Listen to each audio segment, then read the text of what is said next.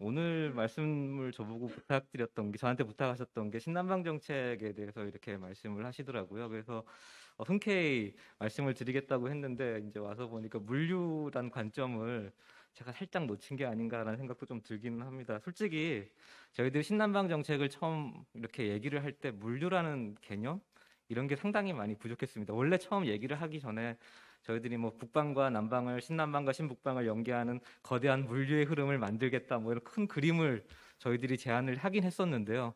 제대로 그걸 뒷받침하는 정책이라 그럴까? 그런 게 저희들이 신남방 정책을 추진하면서 한 번도 언급이 제대로 된 적이 없었던 것 같아요. 그래서 오늘 아까 박민영 교수님 말씀하시는 거 들으면서 오히려 제가 좀 반성하는 그런 시간을 좀 스스로 가졌었습니다. 그래서 일단 제가 신남방 정책에 대해서 말씀을 드리는 건데요. 이게 어떻게 보면 아까 박민영 교수님께서는 좀 마스크를 또 벗고 하겠습니다. 한 시간 떠들려면 힘들어서요. 어, 좀 미시적인 내용을 말씀하셨다 그러면 오히려 신남방 정책을 제가 말씀드릴 때는 거시적인 관점, 좀 세상의 큰 흐름 이런 관점에서 좀 말씀을 드려야 될 것 같습니다. 그래서 좀 그런 관점에서 보시면 될 것 같고요. 세상의 흐름 속에서 아마 물류라는 게 어떤 물류 산업이라고 저는 얘기하고 싶은데 그 물류 산업이라는 게 어떻게 변화돼 나가야 되는가에 대해서 한번 고민해 보시면 어떨까라는 생각을 합니다. 그래서 오늘 말씀드릴 게 신남방 정책의 뭐 배경, 또 의의, 뭐 그다음에 신남방 정책이 어떻게 변화돼 왔는가 이런 것들을 말씀드릴 겁니다. 그럼 세계 질서가 지금 빠르게 변화하고 있는 건 사실입니다. 그리고 우리가 지금 살고 있는 이 시점을 돌아보게 되더라도요. 너무 세상이 지금 빨리 변하다 보니까 지금 우리가 어디에 있는가 이런 생각을 많이 하게 되거든요. 한번 하룻밤 자고 일어나면 그 밤 사이에 새로운 일이 또 벌어져 있고 그러다 보니 뭐 방금 만들어 놓은 결과물이 이제는 아웃데이트 돼가지고 쓸모없는 일이 돼버리는 게 비일비재한 게 지금의 상황입니다. 그래서 너무나도 그리고 뭐 하룻밤 자고 일어난 사이에 또 이제는 괜찮겠지 했는데 다른 일이 또 터지는 바람에 너무 또 불안해지고요. 이런 불안정한 생활, 또 불확실한 삶, 그다음에 너무나도 세상이 다양하게 복잡하게 지금 얽혀져 있다는 거 이런 것 때문에 지금 우리는 뭐 어떤 새로운 균형점, 뉴노멀이라는 얘기를 많이 쓰고도 하죠. 근데 뉴노멀을 지나서 이제는 솔직히 어브노멀이라는 말 표현까지 쓰고 있는데요. 완전히 지금 뭐 어디가 균형점인지를 모르는 그런 삶 속에 지금 살고 있는 게 아닌가 싶습니다. 특히 이 코로나19라는 게 지금 작년에 터지면서 더 삶이 더 빠르게 변화하고 있는 걸 느낍니다. 그래서 제가 청와대에 있을 때도 우리 저 보좌관님하고 같이 있었는데 경제보좌관님이 저한테 네가 요즘 가장 두려워하는 게 뭐야? 라고 저한테 질문하신 적이 있는데 제가 그래서 세상 따라가는 게 너무 어렵다. 어떻게 변할지를 몰라서 너무 두렵다. 그런 말씀을 제가 한 적이 있었거든요. 그래서 이 코로나19라는 게 우리의 삶을 변화시키는 가속제라고 해야 되나요? 기폭제? 이런 거일 것 같습니다. 그래서 이거에 대해서 어떻게 대응하느냐 이것도 상당히 중요한 것 같고요. 그 가운데서도 또 뭐 예를 들려서도 뭐 여러 가지 일이 벌어지고 있지만 나라 주변에 뭐 고립주의라든지 보호무역주의라든지 또 미중 간의 갈등이라든지 이런 것들 같이 막 얽히면서 지금 세상이 경제하고 외교하고 막 섞여서 지금 돌아가고 있는 걸 저희들이 보게 되거든요. 그래서 어느 걸 먼저 중점을 둬야 될지 이런 걸 지금 모르는 그런 가운데에 있다라는 말씀을 먼저 좀 드리고 싶고요. 그런 가운데서 우리가 왜 신남방 정책을 강조했느냐라는 걸 좀 말씀을 드려야 될 것 같아요. 그래서 먼저 동북아, 동아시아를 먼저 보게 되면은요, 이 군비 경쟁이라든지 북핵 문제라든지 영토 분쟁 이거는 저희들이 신남방 정책을 처음 만들었던 2017년이죠. 2017년에도 있었고 지금도 물론 존재합니다. 그리고 이런 불안이 여전히 존재하는 가운데서 또 가만히 또 돌아보면은 이 지역이 가장 빠르게 성장하는 지역이기도 합니다. 중국은 6.5% 성장을 하고 있었고요. 인도도 마찬가지고 아세안도 마찬가지고요. 코로나19 이전에 가장 빠르게 성장하는 지역이 이 지역이었었거든요. 그래서 정치 안보적 불안 요인과 또 성장 동력이 같이 존재하는 그런 이중적인 의미를 가진 지역이 동아시아 지역이었었습니다. 그런 지역에서 우리나라가 어떻게 살아나가야 될 것인가를 고민하다 보니까 이 불안 요인을 어떻게 좀 줄여볼 수 있을까? 이런 고민을 하게 된 거죠. 그래서 저희들이 평화라는 개념을 가져왔던 겁니다. 그래서 이 평화라는 관점에서 또 평화가 온다면은 번영도 같이 가져올 수 있지 않을까 이런 기대를 저희들이 한 거고 그래서 신남방 정책에서 저희들이 평화를 강조했던 거라고 이해를 하시면 될 것 같아요. 그래서 영내 평화와 번영을 위한 환경 조성을 위해서 저희들이 신남방 정책이 꼭 필요했었다 그런 시점이었다라는 말씀을 좀 드리고 싶고요. 이건 물론 물류랑 관계는 없는 거지만 물론 평화라는 게 또 오게 된다면 물류 산업도 발전할 수 있다고 저는 생각합니다. 왜냐하면 아까 회장님께서도 말씀하셨듯이 북한으로 철로를 연결해서 유럽까지 보내는 게 평화가 온다면, 남북 간의 관계가 좋아진다면 가능하다라고 저는 생각하거든요. 그래서 그런 평화의 시대를 대비하기 위해서 이 신남방 정책이 만들어졌다라고 보시면 될 것 같고요. 또 신남방 정책이 만들어질 때 미중 간의 패권 경쟁이 상당히 치열하던 시점이었다라고 보시면 될 것 같아요. 그래서 어떤 중간쯤에 제가 이렇게 써놨었는데요. 구매력 평가 GDP로 하면 2016년에 이미 중국이 미국을 추월했습니다. 그렇지만 이 GDP라는 게 명목으로 짜져 보더라도 2028년이 되면 중국 GDP가 미국보다 커질 것이다라고 합니다. 왜냐하면 이 코로나19라는 게 오히려 성장률의 격차를 더 벌려놔 버렸거든요. 그래서 아마 중국이 더 빠르게 미국보다 GDP 규모를 커질 거라고 저희들이 쉽게 예측할 수는 있다라고 생각이 드는데, 반면에 다행스러운 거는 이 미국과 영국의 사례를 우리 생각해 볼 때 이 줄간에서 GDP 규모가 1873년에 역전이 됐었거든요. 그렇지만 이게 공업 생산에서 동일 수준에 도달한 건 1880년이었었고 미국이 세계 리더로 등장한 것은 세계 대공황 이후였습니다. 그래서 세계 대공황과 그 GDP의 역전을 계산해서 한 60년의 격차가 있습니다. 그래서 중국이 아마 미국을 대체하여 세계 리더로 부상하기에는 아직은 시간이 많이 남았다. 그런 걸 좀 먼저 말씀을 드리고 싶고요. 그렇다면 우리는 어떤 생각을 좀 해야 될까에 대한 고민도 좀 많이 필요한 시점이 아닌가라는 생각이 좀 듭니다. 물론 제가 미국을 편들자 이런 표현은 아니고요. 그렇지만 좀 고민이 분명히 필요한 시점이다라는 생각이 좀 들었었고요. 그리고 정치 안보적으로 또 우리 같은 경우 미국에 많이 의존하고 있고, 또 경제적으로는 중국에 의존한 안미경중이라는 표현을 많이 들어보셨을 거라고 저는 생각이 드는데요. 이 안미경중의 시대에 과연 이게 맞는 표현인가? 라는 생각도 솔직히 있습니다. 중국이 지금 빠르게 추월하고 있잖아요. 아까 제가 미국이 따라가는데 시간이 많이 걸릴 거라고 했지만 언젠가는 추월할 거라는 생각이 들고요. 그런 와중에서 과연 안미경중만 붙잡고 있어야 될 것인가? 그건 아닌 것 같다라는 생각이 들거든요. 그런 의미에서 좀 더 경제 외교적으로 다변화가 필요한 시점이었다. 그 경제 외교적 다변화를 위해서 신남방 정책이 마련되었다라고 좀 보시면 맞을 것 같습니다. 그래서 미중 패권 경쟁에 대해서 좀 더 자세하게 말씀을 드리면은요, 이 패권 경쟁 시대에 있어서 문재인 정부 같은 경우 계속 저희들이 언론에다가 이렇게 얘기를 했습니다. 실용주의적인 노선을 견지하고 있다. 국익을 우선한다. 이런 말씀을 계속 드렸었는데 언론에서는 저희란 표현은 좀 그렇고요. 하여튼 정부가 친중을 하고 있다. 이렇게 계속 언론에서는 얘기를 하고 있더라고요. 근데 그런 거보다는 저게 맞는 표현이라고 저는 생각하는 게 국익 우선의 실용주의 노선을 계속해서 끊임없이 견지해 왔다. 이런 말씀을 좀 드리고 싶습니다. 그렇지만 문제가 하나 있습니다. 국익의 기초에서 이렇게 저희들이 유연성을 발휘하고 실용적인 노선을 발휘해 왔다라고 얘기는 하고 있는데, 과연 그 이면에 저희들이 선택을 할 기준이라든지 아니면 명확한 판단할 수 있는 증거, 이런 걸 마련하고 미국과 중국 사이에서 협력할 건 협력하고 또 협력하지 않아야 될 것들을 구분하고 있는지에 대한 고민은 좀 필요하지 않나, 이런 생각이 듭니다. 이번에 정상께서 미국 방문하면서 여러 가지 협력을 만들고 언론에서도 극찬하는 사례가 좀 있었거든요. 그렇지만 돌아와서 가만히 또 생각해 보면 과연 그게 명확한 기준에 의해서 우리가 미국과 협력하는 데 있어가지고 이 사안에 대해서는 협력하고 이 사안에 대해서는 협력하지 말아야 되겠다, 그런 기준을 분명히 만들고 미국에 갔었는지, 그거에 대해서는 아무도 솔직히 모릅니다. 그렇지만 이번에 방문에서는 분명히 많은 성과가 있었거든요. 그래서 우리가 한번 좀 고민해 봐야 될 게, 이런 다층적이고 전략적인 소통을 하는 채널을 마련하는 데 있어가지고 중요한 이 신남방 정책을 진행함에 있어가지고 저희들이 명확한 기준, 어떻게 행동할 것인가에 대한, 국제사회에서 어떻게 행동할 것인가에 대한 명확한 기준 마련이 좀 필요한 게 아닌가, 이런 생각을 좀 여러분들한테 말씀을 좀 드리고 싶습니다. 다시 신남방 정책 돌아와가지고요, 미중 무역 수지가 계속 이렇게 얘기가 나오고 있고요. 그 다음에 저희들한테 계속 얘기하는 것 중에 하나가 미국이 강조하는 거죠. 룰에 기초한 시장 경제 운영. 이것을 중국한테 미국이 강조하고 있고, 우리도 물론 룰에 기초한 시장 경제 운영을 강조합니다. 근데 이게 가장 중요한 이유가 뭐냐면은 중국이 항상 좀 약간 어긋나게 어깃장을 놓는 시장 경제가 아닌 그런 행동을 많이 벌여왔기 때문에 이렇게 많이 나오고 있고요. 근데 미국이 이렇게 좀 태클을 걸므로써 오히려 우리한테는 좋은 기회가 아닐까 이런 생각을 좀 하거든요. 왜 제가 이런 말씀을 드리냐면 중국이 성장할 수 있는 동력을 좀 어떻게 보면 차단하는 기회로서 이 미중 갈등이 작용하고 있기 때문입니다. 그래서 이번 기회를 잘만 활용하면 우리한테도 새로운 성장 동력을 더 장착할 수 있는 시간을 만들 수 있지 않을까 이런 생각이 좀 들고요. 그래서 좀 더 고민이 좀 더 많이 필요하지 않나 이런 생각이 들지만 다른 생각에서 또 봤을 때 변화가 좀 빠르게 진행되고 있는 것만은 사실인 것 같습니다.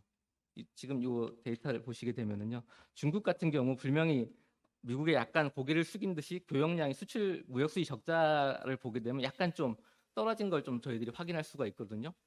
근데 이 떨어진 게 어디로 갔느냐를 한번 좀 고민해 봐야 됩니다. 이건 또 물류랑도 분명히 관련이 있다고 저는 생각을 하는데요. 이 중국이 분명 지금 얼마죠? 100만, 1000만, 10억, 100억, 3,751억, 6,100만, 6,800만 달러의 흑자를 보다가 그 다음에는 약 한 60억 달러, 600억 달러 정도의 적자폭을 줄였거든요. 흑자폭을 줄였거든요. 근데 그게 다 어디로 갔냐 그러면 베트남이라든지 말레이시아 이런 쪽으로 옮겨간 걸 저희들이 확인할 수가 있습니다. 그럼 이게 무엇을 의미하느냐?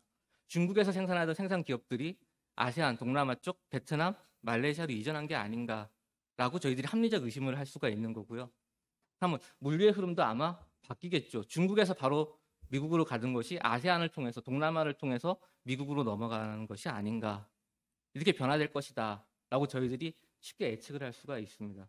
근데 또 다른 문제점이 또 있습니다. 요새 코로나라는 일구를 좀 저희들이 여기서 또 다시 고민을 해야 되는데 아세안 같은 경우, 특히 동남아 같은 경우에 코로나에 대한 대응에 있어가지고 상당히 여태까지 통제로서 잘 버텨왔는 듯 했지만 최근 들어서 다시 변이 바이러스가 확산되면서 어려움을 좀 겪고 있는 게 사실입니다.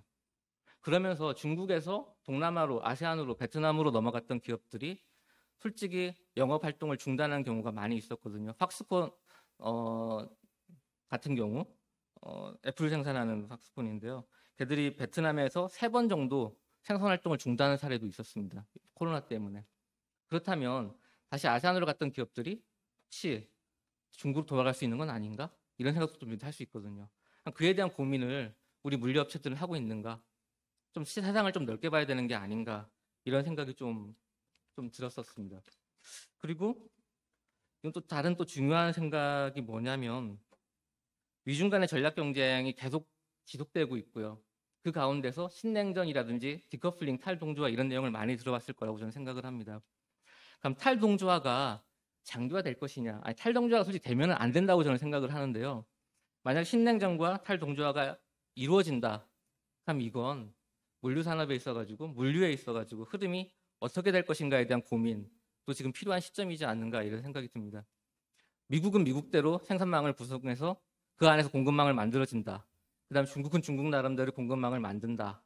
그럼 중국과 미국이 따로 떨어져서 이렇게 생산 네트워크를 만들어서 생산을 하게 되면 지금 흐름, 물류의 흐름이라는 게 동남아, 아세안에서 만들어서 아니 중국에서 만들어서 최종재가 미국으로, 북미 시장으로, 유럽으로 이렇게 흘러가는 게 대부분인데 과연 그게 계속 지속될 수 있을 것인가? 아까 전에 우리 박 교수님께서 무역이 계속 증가할 것이다 라고 이렇게 살짝 말씀하셨지만 저는 솔직히 그거에 대해서 회의적이다 라는 말씀을 조금 더 드리고 싶어요. 왜냐하면 2015년 이후부터 교역량이 증가하고 있지 않습니다.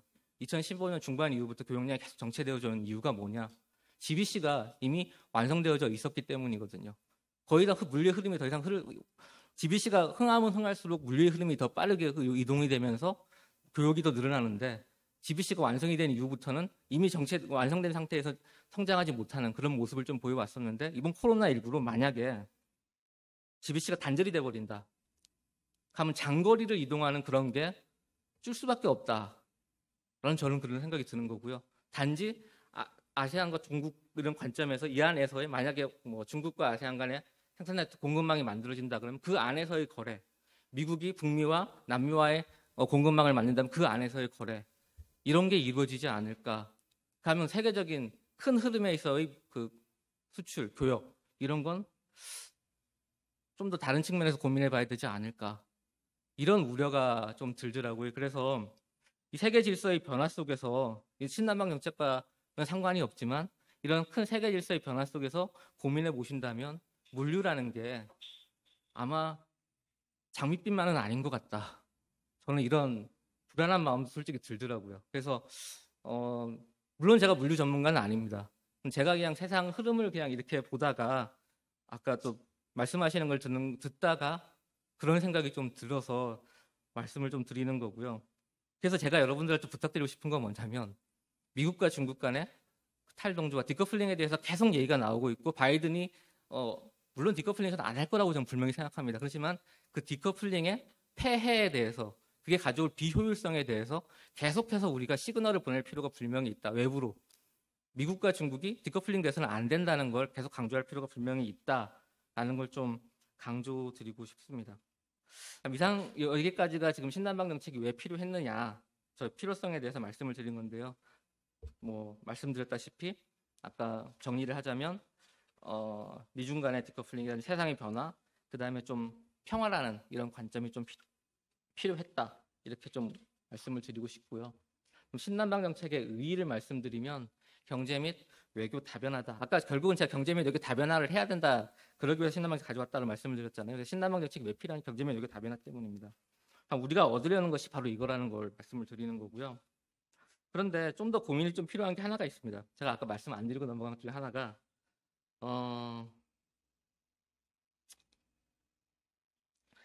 미중 간에서 갈등이 치열하게 벌어지는 상태에서 중국과 호주의 다툼을 언론을 통해서 많이 보셨을 거라고 저는 생각이 드는데요. 어땠습니까? 호주가 중국한테 불복을 했습니까? 안 했거든요. 꿋꿋하게 버틸 수 있었습니다. 그럼 일본 사례를 한번 또 들어보겠습니다. 일본은 중국하고 미국 사이에서 어떻게 하고 있습니까? 둘 나라를 왔다 갔다 하면서 얻을 거 다 얻어가고 있거든요. 그럼 그 호주라는 나라와 일본이 대체 어떤 면이 있기 때문에 이 미중 간의 갈등 속에서 버텨내고 이익을 얻어갈 수 있는가에 대한 고민, 이런 게 좀 필요하지 않을까요? 제가 가만히 생각해 보니까 호주는 뭘 가지고 있습니까? 자원을 가지고 있습니다. 중국의 엄청난 양의 철광석, 거의 중국이 호주로부터 철광석을 수입하지 않으면 아마 그쪽 제철 산업들은 다 망할 겁니다. 그런 산업들을 운송하는 업체들은 분명히 살아남을 수 있다는 생각이 분명히 들 수 있겠죠. 그런 것들을 저희들이 그래서 자원 산업에 있어가지고 자원을 운반하는 업체, 이런 것들은 앞으로도 저는 괜찮을 거라고 저는 생각이 드는 거고요. 그런 근거에서 봤을 때는요. 그럼 일본에 대해서 좀 얘기를 드리면 일본은 뭘 가지고 있는가? 왜 일본은 뭘 가지고 있기 때문에 중국이 우리한테 했던 그런 이상한 쿼드라는 것에 일본이 참여하고 있음에도 우리는 아마 그 뭐였었죠? 사드 설치했을 때 바로 중국 애들이 저희를 해서는 안 될 비시장적인 이상한 조치들을 취해가지고 어려움을 겪게 만든 걸 기억하실 겁니다. 근데 일본은 쿼드에 참여하고 있음에도 중국이 섣불리 그렇게 이상한 행동을 하는 걸 보지를 못했거든요. 일본은 뭘 가지고 있는 건가? 기술을 가지고 있기 때문입니다. 그럼 우리가 미중 간에서 살아남을 수 있게 해서는 뭘 가져야 되는가? 기술이 필요한 거죠. 기술이 필요한데 다행히 지금 우리가 가지고 있는 건 배터리나 반도체 기술이죠. 그게 있기 때문에 이번에 미국에 가서도 대접을 받을 수 있었던 거고요. 그럼 앞으로 우리가 미중 간에서 살아남기 위해서는 그런 기술력을 육성할 필요가 분명히 있다라는 생각이 들고요. 그런데 아쉽게도 신남방 정책에는 이 기술에 대한 기술을 어떻게 육성하겠다는 내용이 빠져 있습니다. 그리고 또 신남방 정책에는 아까 말씀드렸던 물류에 대한 물류를 어떻게 육성할 것인가 그런 내용도 없습니다. 그래서 그런 아쉬움이 있기 때문에 아마 저를 부른 이유도 네가 아마 그런 걸 생각 안 했기 때문에 좀 불러가지고 좀 자아 비판을 하라고 부른 게 아닌가 이런 생각이 좀 들었었는데요. 아무튼 물류, 그다음에 기술 이런 것에 대한 고민이 신남방 정책에서는 분명히 필요한 게 사실입니다. 경제 외교 다변화 이게 왜 중요한가? 이건 아까 제가 다 말씀드렸던 내용입니다. 한국의 수출 비중을 보게 되면은요, 거의 대부분이 중국하고 미국으로 들어가고 있습니다. 둘을 합치면 거의 40% 정도 차지하고 있거든요. 그러다 보니 미국하고 중국 간에 문제가 생기면 저희들이 어려울 수밖에 없는 거죠. 그래서 다변화 할 필요가 분명히 있었던 거고, 다행히 우리 기업들이 이 시점에서 동남아에 많이 나가 있었었고, 동남아에서 생산을 많이 하면서 우리가 중간재를 생산해서 동남아로 수출을 늘릴 수 있었습니다. 그래서 신남방 지역을 보게 되면 지금 수출 비중이 계속 올라가고 있는 걸 저희들이 볼 수 있습니다. 그래서 그나마 다행스러운 일이죠. 그래서 아마도 수출을 운반할 수 있는 아마 물류, 이 커다란 그 해운 산업 같은 경우도 이쪽 동남아 쪽으로는 계속해서 꾸준히 성장해 나갈 것이다 라고 저희들이 기대를 할 수가 있는 거죠. 근데 여기서 조심해야 될 게 하나가 있습니다. 미국의 움직임인 거죠. 미국이 베트남한테 얼마 전만 하더라도 환율 조작국이라는 멍해를 씌우려고 했었죠. 지금은 해소가 됐습니다만은 왜 그랬을까? 베트남이 미국에서 얻는 흑자 규모가 너무나 빠르게 성장하고 있었거든요.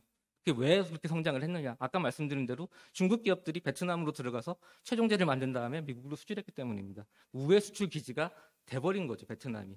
그래서 미국에서는 견제가 들어갈 수밖에 없었던 거고, 그래서 우리가 베트남이나 동남아에 가서 지금 기지를 만들고 생산을 해서 미국으로 저희들이 수출을 하고 있는데 그것에 대해서 경계, 조심을 할 필요가 분명히 있다라는 생각이 들기 시작하는 겁니다. 그거에 대해서도 이 그래프 자체가 지금 다 보여주고 있는 거니까 여러분들도 한번 좀 고민해 보실 필요가 분명히 있다라는 말씀을 좀 드리고 싶고요. 그다음 신남방 지역에 있어서 GBC가 계속해서 지금 변화하고 있는 것도 사실입니다. 그래서 중국과 이 신남방 지역과 미국을 둘러싼 교육 구조의 변화, 이것도 아마 물류산업과는 상당히 많은 연관이 있다라고 저는 생각이 드는데요. 그래서 중국에서 생산한 것들이 아마 이건 내륙으로 이동을 할 겁니다. 동남아 지역으로는요. 신남방 지역으로. 다 육로로 연결되어져 있기 때문에. 그래서 베트남 국경선에 가게 되면 이미 엄청난 물동량들이 흐르고 있는 걸 저희들이 관찰할 수가 있거든요. 그래서 중국에서 육로를 통해서 베트남에 들어와서 생산을 하고, 인도도 마찬가지고, 인도도 동남아 쪽으로 계속해서 고속도로를 만들려고 지금 노력을 많이 하고 있고요. 우리는 지금 바닷길밖에 없기 때문에 어떻게 연결할 것인가에 대한 고민이 분명히 필요한데, 이런 GBC 구조가 어떻게 변화하고 있는가, 이런 거 아까 제가 말씀드렸던 기업들의 이동 이런 것들에 대한 정보들이니까 한번 참고해서 보시면 되지 않을까 싶습니다. 그다음 동남아 지역에 있어가지고 신규 시장 진출 기회다, 아세안에서 신규 시장 진출 기회다, 신남방 지역에서 신규 시장 진출 기회다, 이렇게 보시면 좀 좋을 것 같은데, 이거는 아마 라스트 마일에 대해서 아까 우리 박 교수님께서 말씀하셨는데 그걸 좀 고민하시면 어떨까라는 생각이 듭니다.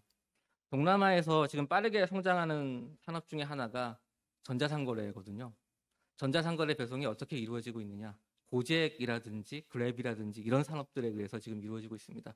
왜 제가 이걸 말씀드리냐면, 중산층 성장하는 속도를 보시게 되면 아세안 같은 경우 이렇게 빠르게 성장하고 있고, 인도도 이렇게 빨리 성장합니다. 중산층이요. 물건을 소비하는 중산층이. 그렇다 그러면 중국은 우리 차치해 두고라도, 그럼 이런 빠르게 성장하는 이런 산업, 이런 나라에 우리가 들어가야 되는 게 아니야? 이런 생각이 하게 되죠. 근데 이미 그 나라의 토속 기업들이 들어가가지고 빠르게 지금 성장을 하고 있습니다. 아마 우리가 들어가서 대부분 다 다시 철수하고 있는 기업들이 많다라고 제가 얘기를 들었었는데요. 좀 걱정입니다. 저희도 너무 좀 늦게 움직인 게 아닌가라는 생각이 들고요. 그래서 고젝이라든지 그랩 같은 경우는 결제 시스템이 애들이 안 좋다 보니까 현장에 가서 직접적으로 물건 주고 돈 받아오고 이렇게 한다 그러더라고요. 그 안에서 바로 결제를 하고. 그래서 그런 시스템 자체, 이런 것에 대한 좀 고민, 이런 것도 지금 이 동남아, 이 아세안, 신남방 지역을 보면서 저희들이 좀 해야 되는 게 아닌가, 이런 생각이 좀 들었습니다. 그 다음에 이거는 좀 어떻게 보면 물류산업과는 관계가 없는 건데요. 신남방 지역하고 교육을 보게 되면 저희들이 엄청난 흑자를 보고 있습니다. 죄송합니다.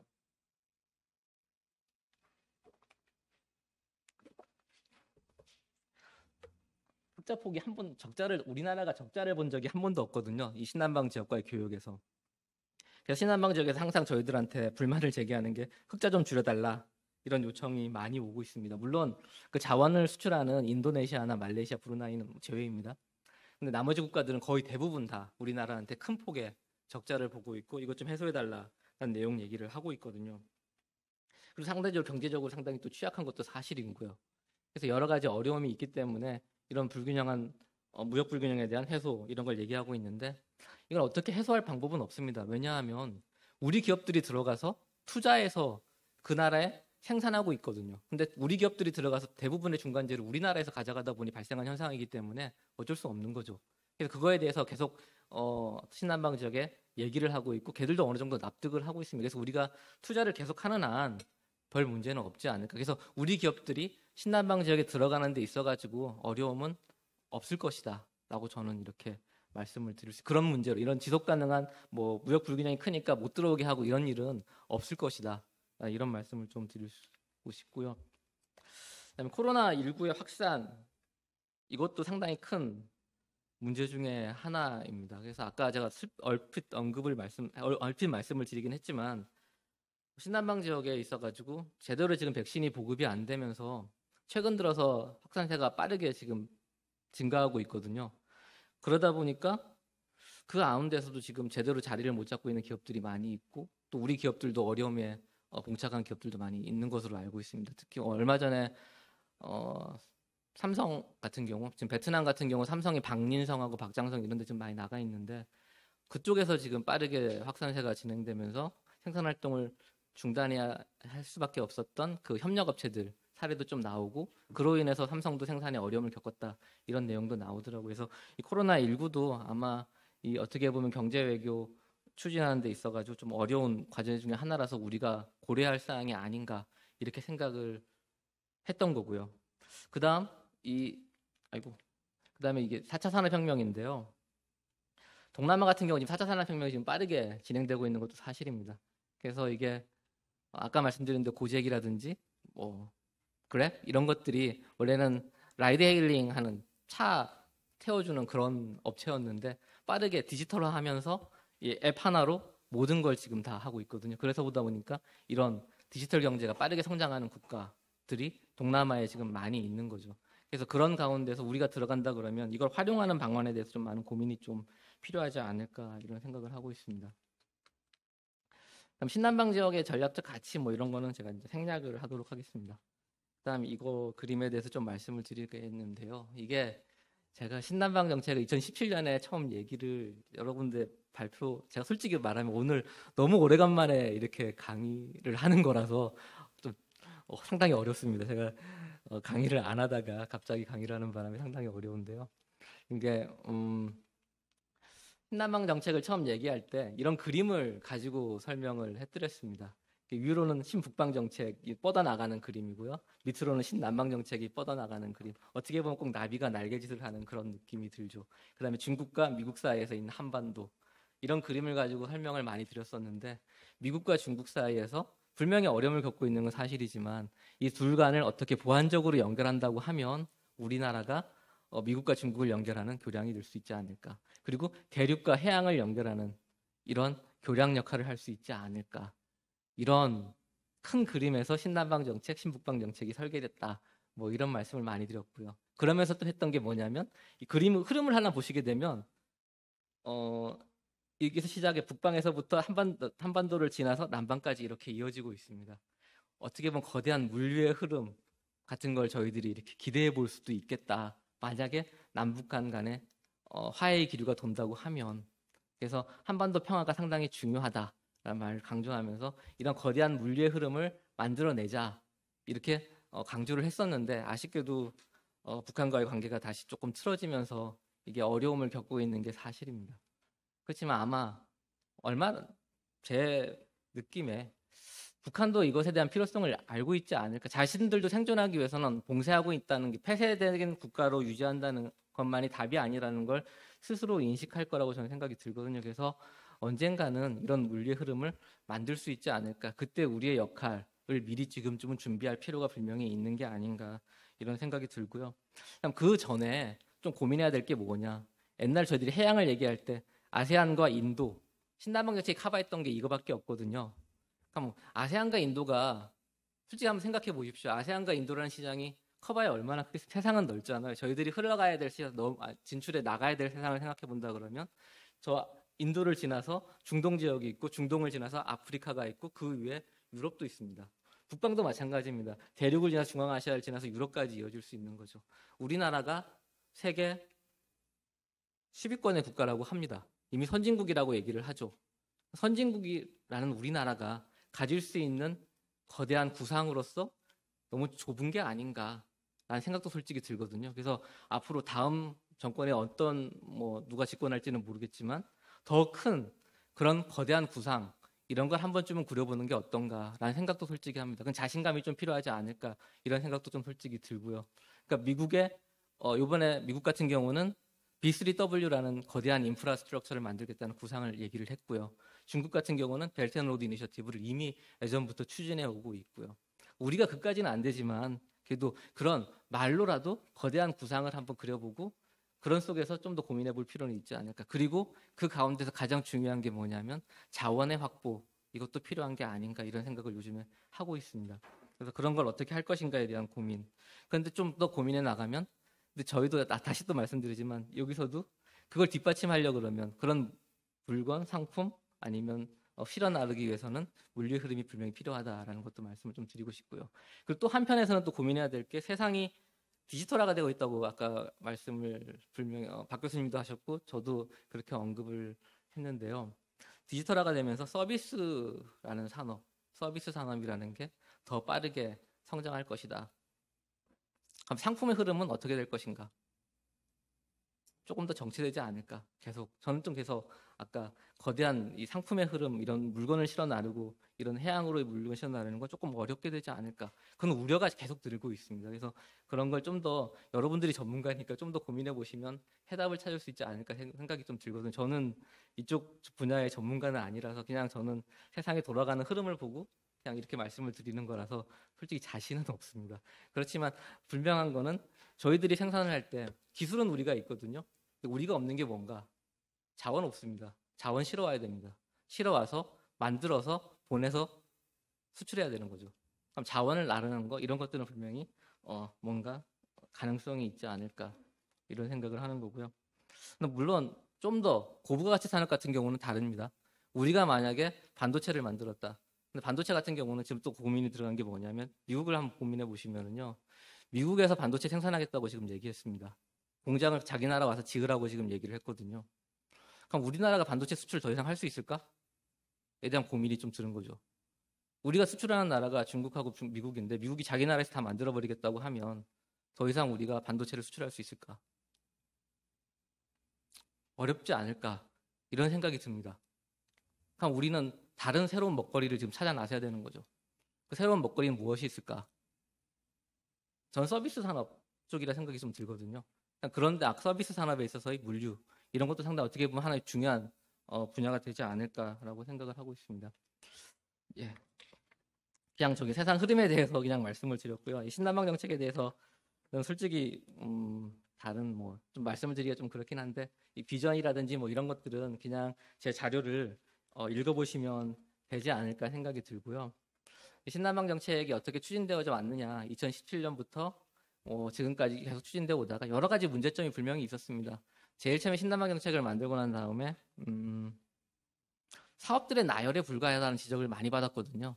그래서 이걸 좀 제대로 포맷을 만들어 볼 필요가 있지 않냐라고 해서 저희들 신남방 정책 플러스라는 거를 작년에 발표를 했습니다. 그래서 이 신남방 정책에 있어가지고 좀 이렇게 막 주절주절 막 나열된 거의 한 200개가 넘는 프로젝트들이 나열되어져 있었습니다. 그걸 정리를 해가지고 7가지 이니셔티브로 저희들이 정리를 해서 나중에 제가 말씀을 드릴 건데요. 그렇게 7가지 이니셔티브를 만들어서 어떻게 보면 실행할 수 있는 추진력을 좀 더 강화해보자 라는 취지에서 신남방 정책 플러스를 저희들이 작년 11월 달에 발표를 했었습니다. 신남방 정책 성과인데요.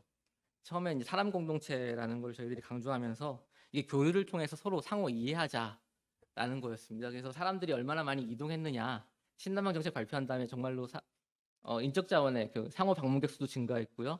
정부 초청 장학생도 증가했고 이 세종학당이라는 건 저희들이 이 동남아나 인도 이런 지역에다가 우리나라 말을 가르쳐주는 학당입니다. 그래서 가가지고 이 숫자도 많이 증가해서 이 수강생 수도 많이 증가하는 그래서 인적 교류가 상당히 빠르게 증가했다. 다행스럽게도. 그래서 이 신남방 정책의 성과로서 인적 교류가 증가했고 서로를 이해할 수 있는 기회를 많이 가질 수 있었다. 이런 말씀을 좀 드릴 수 있을 것 같고요.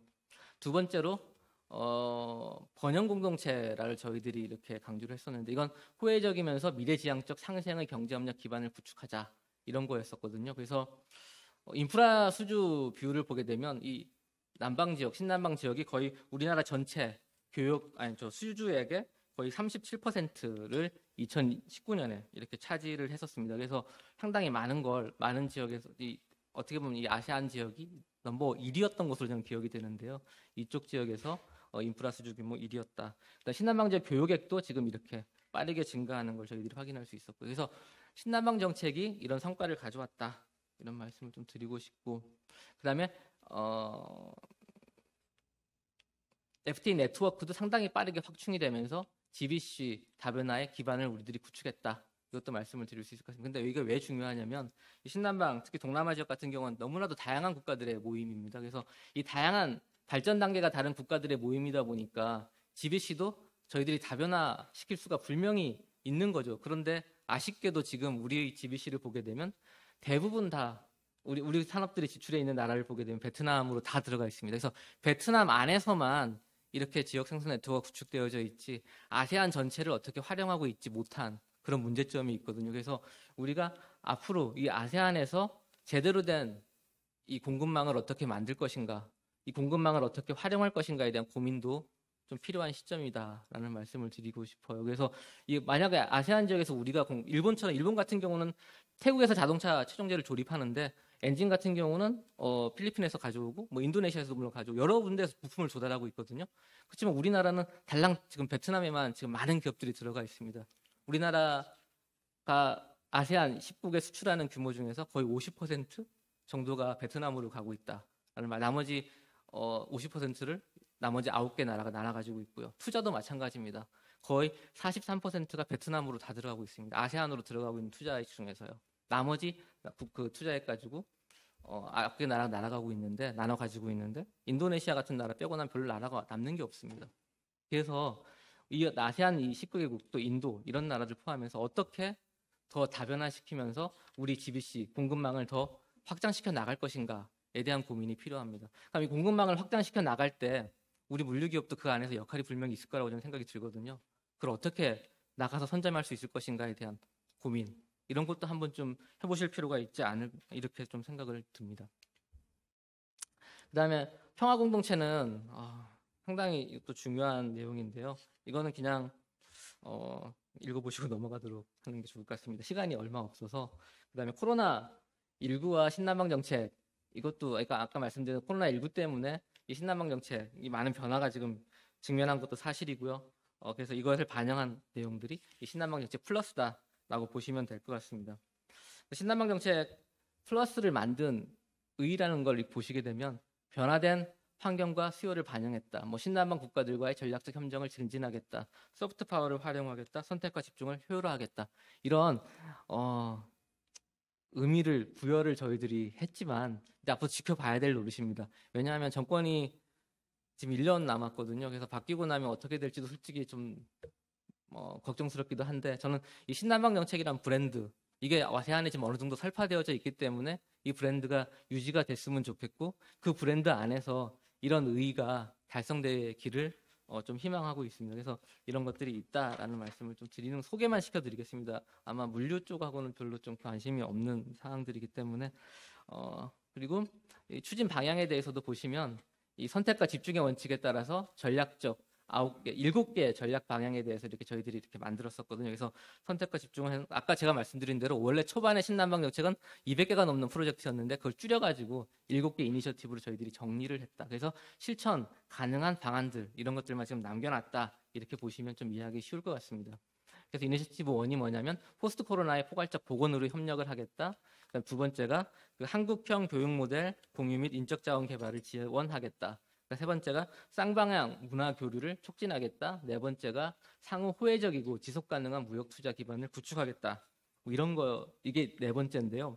여기서 좀 저희들이 고민할 게 뭐냐면 GBC 재편에 대한 대응을 하겠다라는 게 분명히 들어가 있거든요. 정부도 이것에 대한 지원을 하겠다라는 게 분명히 있습니다. 그래서 이런 GBC 재편에 따라서 그런 빈 공간이 분명히 아세안 지역에 생길 것이고, 그게 기업들한테는 분명히 기회가 될 거다라고 저는 봅니다. 그래서 이 기회를 어떻게 활용할 것인가, 이것은 아마 기업의 결정이겠죠. 이런 기회가 생겼을 때 어떻게 활용할 것인가에 대한 고민, 좀 선제적으로 필요한 게 아닌가 이렇게 생각이 좀 들고요. 그다음 상생형 농어촌 및 도시 인프라 개발을 지원하는 게 5번째 이니셔티브였고 공동 번영을 위한 미래 산업 협력을 지원하겠다. 이게 6번째 이니셔티브입니다. 그래서 이 미래 산업 협력 같은 경우는 스마트 시티 건설 이런 걸 상당히 지금 강조를 하고 있습니다. 그다음에 이니셔티브 7번째가 그 안정과 평화 증진을 위한 초국가 협력 이런 것들을 좀 저희들이 강조를 하고 있고요. 그다음 이제 나머지는 제가 이제 뭐 한아세안 협력 과제라고 이렇게 말씀을 드렸는데 이거는 아마 뭐 물류 산업과는 구체적으로 뭐 이렇게 연관되어지는 않을 것 같기는 합니다만 아까 말씀드린 대로 신남방 정책의 브랜드의 지속성 이런 게 상당히 좀 필요한 시점이다라는 말씀을 좀 드리고 싶고 그다음에 포용적이면서 균형적인 경제 협력 이런 거를 계속해서 저희들이 강조해야 되지 않냐. 그러니까 아세안하고 저희들이 얘기를 할 때 아세안이 항상 얘기하는 게 뭐냐면 너희들은 우리나라 와가지고 이용만 해먹고 떠나는 거 아니야? 이런 얘기를 많이 하고 있거든요. 그래서 우리가 너희들을 이용하고 떠나는 게 아니라 너희들과 함께 성장하고 같이 세계로 나아가려고 한다. 이런 것들을 좀 저희들이 계속 강조하기 위해서라도 이 포용적인 측면 또 균형적인 측면 이런 것들을 강조할 필요가 분명히 있다라는 생각이 들고요. 그다음에 정책의 유연성 확보를 통해서 경쟁국과의 협력 레버리지를 좀 강화할 필요가 있지 않나 이런 생각이 듭니다. 그래서 아세안이 솔직히 엄청나게 빠르게 변화하고 있습니다. 여러분들이 물론 아세안에 활동을 하실 거라 저는 생각이 드는데 가실 때마다 아마 출장 가시면 가실 때마다 놀라지 않으시나요? 저는 솔직히 저 출장 갈 때마다 왜 이리 또 변했지? 그 변화하는 속도에 너무나 빠르게 놀라거든요. 그래서 이런 변화하는 속도 우리나라 정책들이 대응하고 있는가? 그에 맞춰서 변화해야 되는 게 분명히 필요한데 그 속도를 따라갈 수 있는가에 대한 의문을 솔직히 가지고 있습니다. 그래서 그런 아세안의 변화하는 속도, 신남방 지역이 변화하는 속도에 대응하는 정책의 유연성 이런 게 필요하지 않나 이런 생각을 좀 하고 있고요. 아까 제가 나비 그림 같은 거 말씀드리면서 거대 구상이 필요하지 않나 이런 말씀을 드렸었는데 이 거대 구상 이것도 좀 저희들이 고민해 볼 필요가 있지 않나 이런 생각을 하고 있습니다. 무역 불균형에 대해서도 뭐 아까 말씀드린 내용이 있고요. 다만 이제 RCEP 관련 같은 경우 이제 6월 현재 지금 중국, 일본, 싱가포르, 태국 이 비준을 한 상태고요. 우리나라 같은 경우는 지금 8월에 국회에 안건을 넘겨서 9월 정도에 비준을 목표로 지금 추진을 하고 있는 것으로 알고 있습니다. 그래서 RCEP이 타결되고 나면 아마 그 안에서 또 우리 기업들이 활동의 폭이 좀 더 넓어지지 않을까 이렇게 지금 생각을 하고 있고요. 그래서 그걸 잘 활용할 필요가 분명히 있다라는 생각을 합니다. 그다음에 근데 마지막 슬라이드였고요. 마지막으로 좀 더 뭐 하나 더 강조드리고 싶은 게 있다면은 이제 아세안 측하고 아세안의 실질 협력 수요 같은 걸 저희들이 한번 조사해 본 적이 있는데 실질 협력 수요로 나타난 것들이 뭐냐면 인프라 협력이 있었고요. 그다음에 디지털, 그다음에 빅데이터, AI, 스마트 시티 같은 첨단 산업들, 그다음에 그린 뉴딜 분야 이런 3가지 협력 요청 분야가 있었거든요. 좀 의아한 느낌을 받으실 수도 있을 거라는 생각이 들기도 합니다. 그래서 이런 그린 뉴딜이라든지 디지털, 빅데이터, AI, 스마트 시티 이런 미래 산업에 대한 협력 수요가 많다는 점 이거를 한번 고민해 보시면 우리가 아세안이나 신남방 지역을 대할 때 어떤 자세로 가지고 가야 될지에 대한 답을 좀 찾으실 수 있을 거라는 생각이 듭니다. 너무 좀 제가 오랜만에 강의를 하는 거라서 막 주저없이 막 이렇게 얘기를 한 것 같은데요. 잘 모르겠습니다. 하여튼 죄송하다는 말씀 좀 드리긴 했는데 혹시 질문 있으시면 질문 주시면 다시 답변을 정리해서 드리도록 하겠습니다. 들어주셔서 감사합니다.